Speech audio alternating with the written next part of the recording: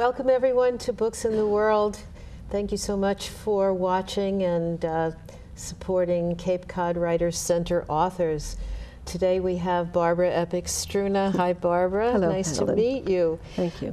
Barbara has written The Old Cape House, which is a new retelling of the classic Maria Hallett, Sam Bellamy story. If anyone is not familiar with that story, we are going to tell you quite a bit about the background of it and how it all evolved. And if you are familiar with it, then you have a new book to read that has a new twist. So I'm delighted that you wrote it, and apparently your readers are too. You're getting such wonderful feedback. A lot of people have said they've enjoyed it. It's a page turner, which is nice news to me. And I received a great email today from a reader who read it during the storm we had a couple days ago. She read it from the morning and finished it at night. And she said that the storm at its height, she was right in the middle of the book when there was a storm going on around Maria. Yeah. And she said it felt like the words were just popping out of the page at her, and she just felt like she was in a three-dimensional booth. So that was exciting, and she said she could hardly wait till the second one comes out. Well, since you mentioned the second one, then you might as well tell us. This is the first of a series. The first in a series involving my contemporary character, Nancy Caldwell. And in the second book, which I'm just about finished with, she travels to Antigua, where she discovers some clues that connect the first book of things that she found, goes back home and solves another mystery, this time involving the two survivors of the Widow, John Julian and Thomas Davis. And so she takes us on another adventure. Well, I have to say that this period of history, 1715 is when the legend starts, and this location, Eastham, Marconi Beach, the whole Upper Cape there. It is called the Upper Cape or the Outer Cape? Lower Cape, I think. Excuse me, I'm the not Lower sure. Cape. I should say that both you are a transplant, although you've been here quite a few years. We've been here 27 years. 27 Moved years. from Ohio, the Midwest, right. And you came to the Cape for its beauty, and we did. My husband's a professional artist, and we turned 40, and we decided that his career would be better here on Cape Cod. More people would see his work. We could sell more, and I wanted to come and write my first novel. We brought with us three unhappy teenagers, though, and when we got here, we had two more children, though. So we had a full house, but it was a fun house. Ambitious in many ways, creatively in many ways. So what I was going to say a minute ago was that I think the period of history, if you take it just as a historical, it's not dry, but it's dark. It's full of it is Puritan life, poverty, bad weather, not a lot known about some of the people. So your device made it much more accessible. I enjoyed that, and apparently your readers do. Why don't you explain how the book comes together? Well, when we moved here, we had the three teenagers were all going off to college. We had two little ones. We moved into an 1880 house, which is our house, which is on the cover of the book, and it needed a lot of renovation and trying to establish ourselves in the arts community. We didn't have a whole lot of expendable income at that point, so we decided to do free things, and we did a lot of free things, walking, exploring the roads, the back trails. And I had a lot of gardens, and I made paths through our woods. And I discovered in the back of our house a layer of bricks under about 10 inches of dirt, and that just fascinated me. And from there, I wanted to find out who were the people that lived in our house, and what they did, and how far back I could trace the house. This was in the first year or so that we moved. And that little discovery of bricks underneath the dirt was just interesting. So I filed that in the back of my head, and I thought I could write a story using that. And then we discovered the Witta Museum about Sam Bellamy and Maria Hallett and the Witta pirate ship, and I put all those things together. And that's how I started to form this novel, and bringing Maria to Brewster. Why would she come to Brewster, which was called North Harwich at that time? And so I had to think of plot lines that would bring her back and forth, and how would she be connected to somebody in Brewster. I like that, the way you did that. But let's just go back and refresh anybody's memory who doesn't remember Maria Hallett and Sam Bellamy's story. Sam Bellamy came to the Cape originally as a salvager. He wanted to go to the West Indies. There was a huge hurricane in 1715, and there was a Spanish fleet that sunk right off the coast of Florida there.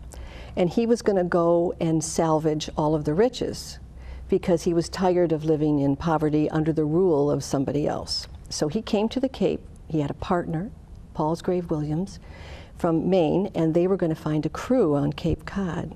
Well, in the meantime, he met, supposedly, Maria Hallett, who was a young girl who lived here on the Cape. They fell in love. She became pregnant. He left without knowing she was with a child. And he went to salvage then in the West Indies, and of course, by the time he got there, it was all gone.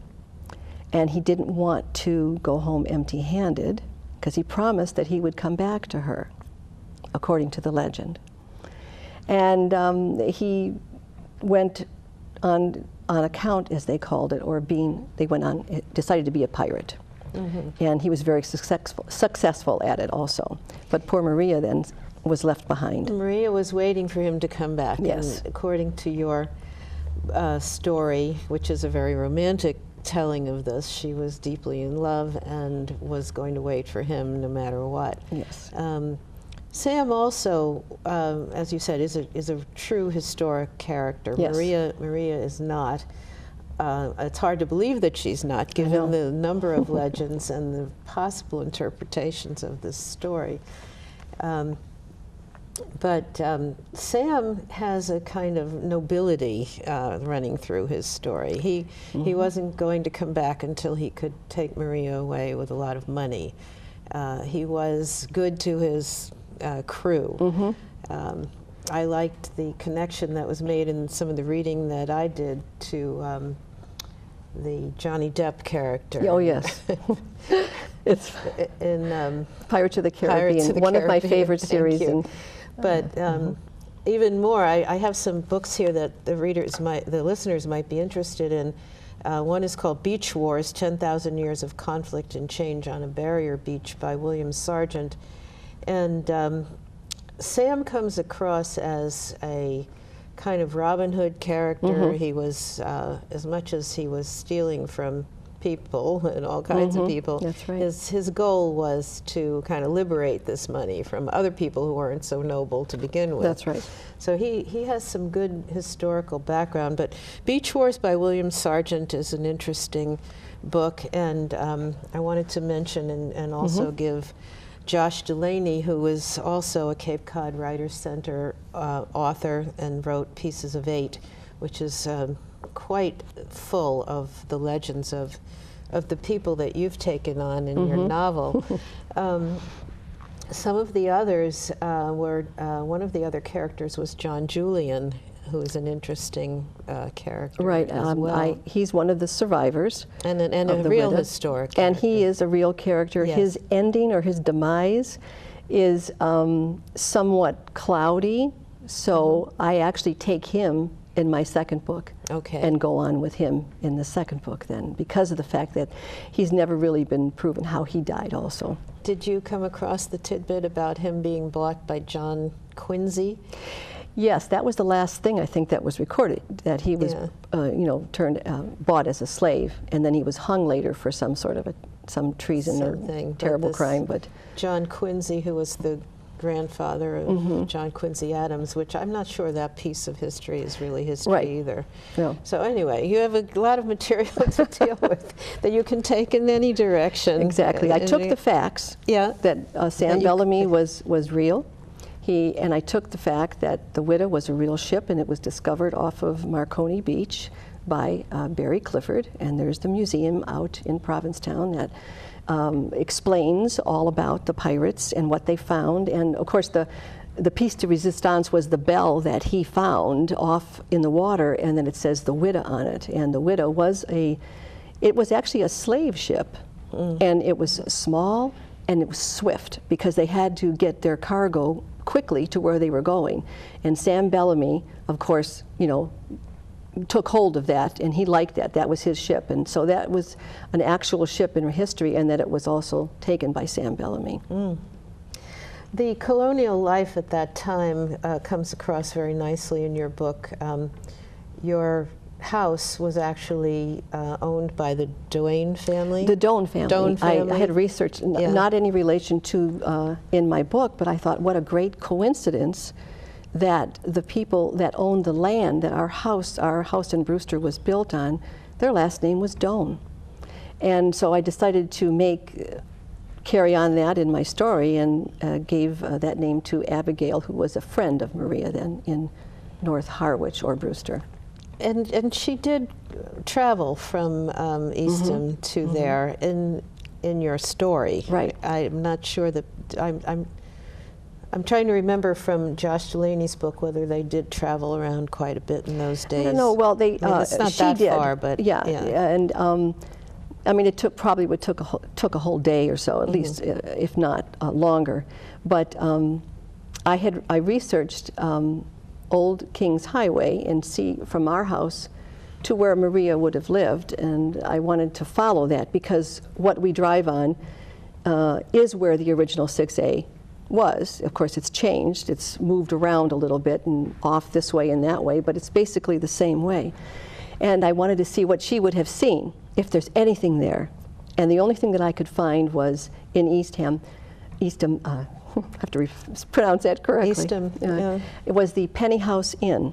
Okay. And it was built in 1700, and it's now a bed and breakfast. So I know they would have passed that at least in 1715 then. So the Cape doesn't have too many buildings from that period, is that, what do we think? I'm trying to think. No, I think they do, actually. They have several from that dates to the 1700s. They're few and far between. A lot of the houses are 1800s. Yeah. But there are some. There's one in Brewster, and for the life of me, I can't think of the name, but there is one. I'm thinking of the Hoxie House in Sandwich, yes. which I believe is the oldest house on the Cape. I think that's from late 1600s, right? Yes, and they're there. I have to urge anybody who's watching who hasn't been to the Hoxie House to go, because I just went recently. It's very interesting. Very interesting. The guides are great. They're entertaining. They tell you the origin of a lot of phrases that we use, and if you want to see what colonial life was like. And that house was owned by one family for the longest period of time. So it's a good way to visualize the kind of homes that these people lived in. Maria lived out on those. What do you explain about how what happened to her? Well, Maria was left on the Cape unwed and with child. And she tried to hide it as much as she could. Given the fact that their clothes were very loose and billowy, and she could probably do that. But eventually, the elders noticed something that was different about her. And what they did was that they knew that she was pregnant, but they couldn't find the child. And legend or myth has it that the child died after a few weeks because Maria hid it in the barn, and then she would go out to feed it as often as she could, and it suffocated on the straw or whatever. That's one legend. And so the elders, since they couldn't find the child, they couldn't accuse her of murder, but they did banish her and brand her a witch. And some of the legend also says that she made a deal with the devil and sold her child to him. So all these things are upon poor Maria's head. And she's all by herself, living way up on the dunes, and was not a very happy life. She lived a very rough life. And And she was only 15 years old. She was supposedly only 15 or 16. That's correct, right. And waiting for Sam to come back and get her and save her, hoping and hoping. And, you know, given the times, the people then, it was very dark. And they wanted to blame everything that went wrong with them on something other than themselves. So she was a scapegoat. She was the one that would curse the sailors, they say, as they sailed by because Sam never returned for her and killed these people and so on, and it was because their goat was barren or whatever, and they blamed it on poor Maria. Poor Maria. But she did have a friend, someone who took her under her wing. Tell us about Minda. Well, Minda was, of course, lived in that area near the dunes, and she was a part of the Nauset, the praying Indians, the Nauset tribe, and she was a Powa, which was a medicine woman, and she taught Maria. I made her up, but I wanted to give her this friend. And in the story, she's friends with Maria's mother until her mother passes, of course. And then she's even younger, living with an ornery old father who doesn't like Maria.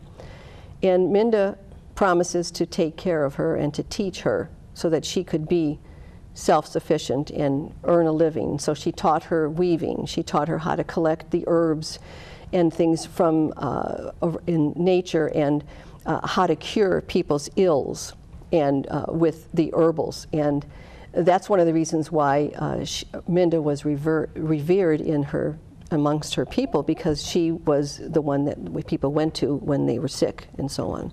So she taught that to Maria, and that's what Maria kept. And people would come to her, I have in the book, on the sly, because they don't want people to know that they were going to go to her for something that would help cure them.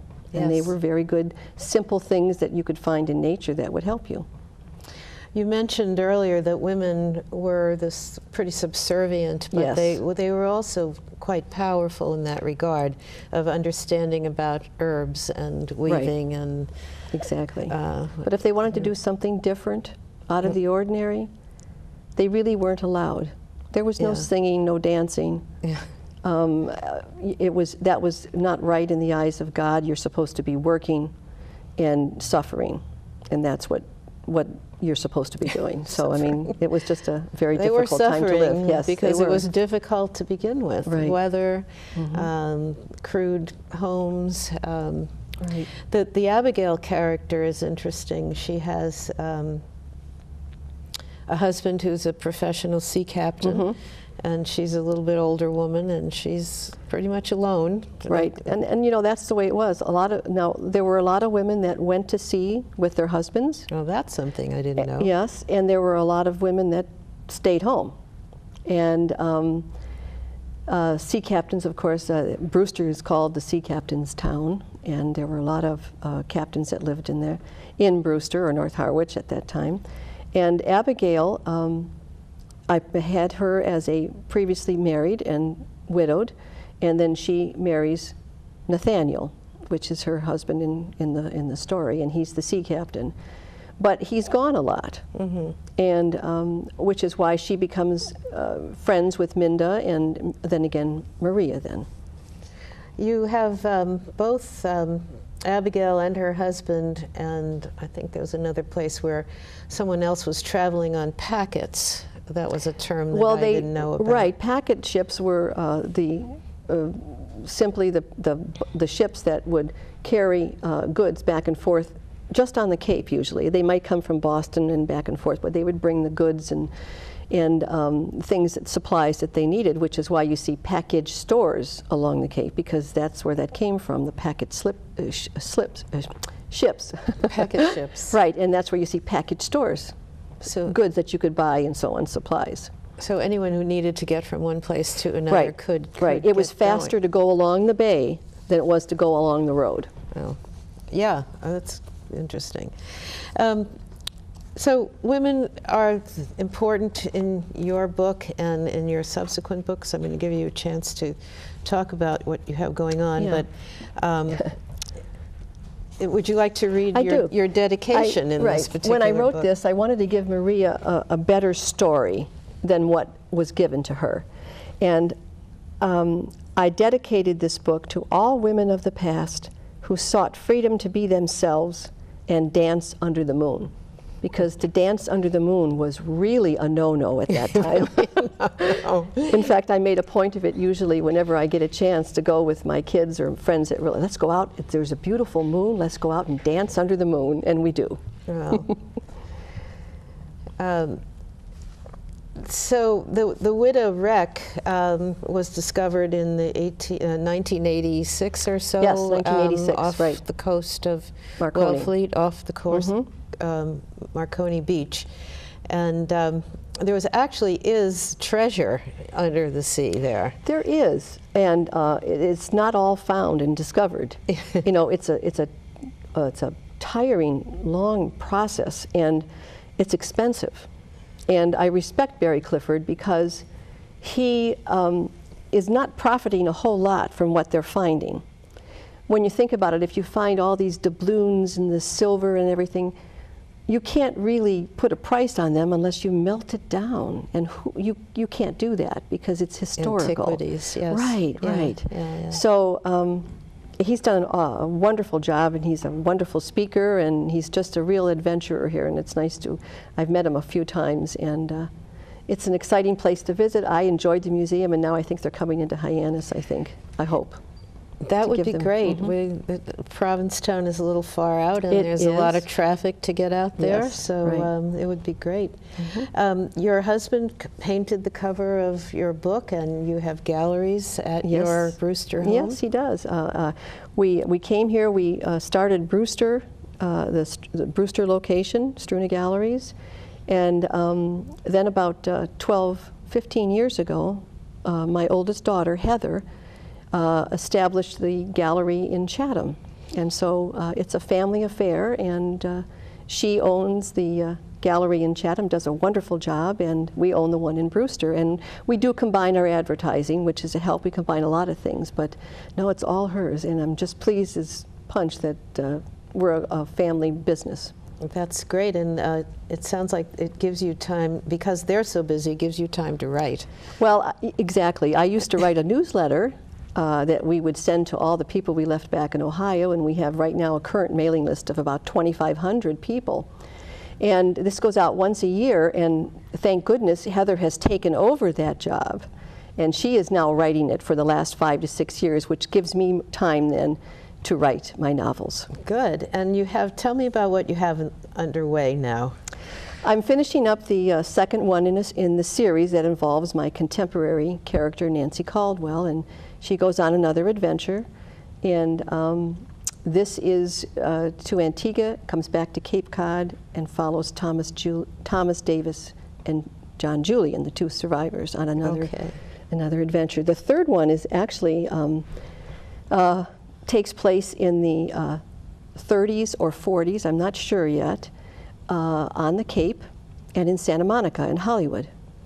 And she's going to go to Hollywood, I won't tell you why, and discover some things there, go back to the Cape, and she's going to go on another adventure and solve a mystery, but in regards, it's called the Cape, the Old Cape Playhouse.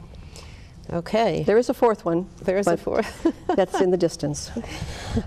Your characters must be coming quite alive to you. They're very real. They are. I would say maybe it follows our lives, my family and myself, about maybe 50% of it. I mean, the best way to write, of course, is from your experience. Yeah. But then change it a little bit.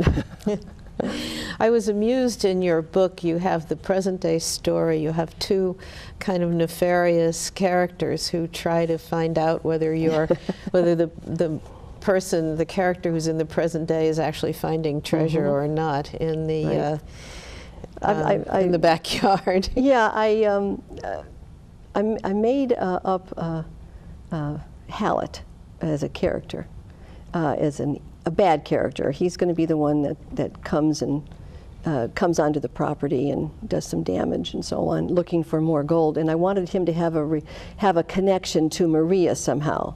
If you go into Orleans, you'll see streets that are named Goody Hallett Drive. You'll see the Widow on a quarterboard across some people's houses. And you'll see a lot of references to Maria and Hallett. And so I just thought I wanted to make him a little bit unique with a little bit of a side that's not so nice. Yeah. And I decided to give him that last name. There's a legend that she escaped into the White Cedar Swamps. Yes, you that's heard again about that another one. That's yet another one. There's another one. No. And I find it interesting that they never found Sam Bellamy's body. Yeah. That was another element that I took, and because they didn't find his body, nobody really knows what happened to him. Because there were 2 survivors. Why couldn't there have been 3? It's very possible. And there were stories about him also that once there's a legend about a man that lived in Wellfleet in Eastham in that area, and he always walked the roads and carried gold coins on him. And he was an old man. He looked like a beggar, but he always paid everything with gold coins. And then one day they found him dead on the side of the road, and his pocket was filled with gold coins. So some people say that was Sam Bellamy. That was Sam Bellamy. But again, nobody knows. Right, exactly. And the Maria legend ranges from her pining away for him to her actually cursing him and causing the shipwreck. That's right. So it is a great. I find it fun what goes through people's minds, what goes through my mind when I'm writing. Yes. Well, we're coming to the end of our time, and I want to be sure that people know that they can buy this book at probably most of our Cape bookstores. I have about 16 different places across the Cape, bookstores and gift stores, and the Natural History Museum in Brewster even carries them. And it's on Amazon and Barnes & Noble, Kindle, and paperback. And it's also available in our 2 galleries in Brewster. Okay, well, this book is what I would call the proverbial good read, if you want a good read. And as Barbara said when we started, that somebody picked it up during a storm and couldn't put it down and read it right through the storm. So if you're looking for a good read and an accessible, sort of almost like a young adult version. It's a nice way. It's kind of a cautionary tale or a coming of age story about a young woman. This is certainly a good choice, and I thank you for coming. Well, thank you. It's delightful to have met you, and you. good luck with all of the books. Thank you. And thank you all for listening.